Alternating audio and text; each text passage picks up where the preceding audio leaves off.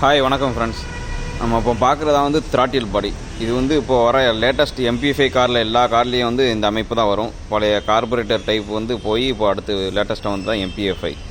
இந்த MP5ல் வந்து இந்த த்ராட்டில் பாடி வந்து அமைப்பு வந்து ரொம்ப முக்கியமானது. நம்ம வந்து காற்று எவ்வளோ தூரம் உள்ளே போகணும் அப்படின்றத வந்து இதுதான் நம்ம மெஷர் பண்ணி உங்களுக்கு கரெக்டாக வந்து அனுப்போம்.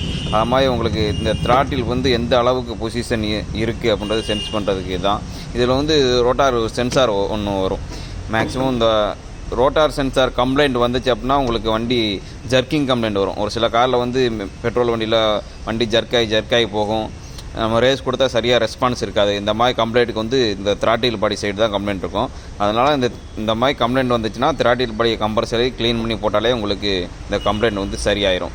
அது மாதிரி டொயோட்டா காரில் வந்து உங்களுக்கு பேட்ரி ஒயர் கலட்டி மாட்டினாலேயும் உங்களுக்கு த்ராட்டில் பாடி வந்து கம்ப்ளைண்ட் ஆயிரும். உங்களுக்கு வந்து ஆர்பிஎம் கரெக்டாக நிற்காது. அந்த மாதிரி வண்டிகளுக்கும் த்ராட்டில் பாடி கழட்டி க்ளீன் பண்ணி போட்டால் மட்டும்தான் உங்களுக்கு அந்த ஆர்பிஎம் வந்து கரெக்டாக ஸ்டெபிலிட்டியாக வந்து உங்களுக்கு நிற்கும். ஓகேங்களா? இந்த வீடியோ பிடிச்சிருந்துச்சு அப்படின்னா ஒரு லைக் பண்ணுங்கள்.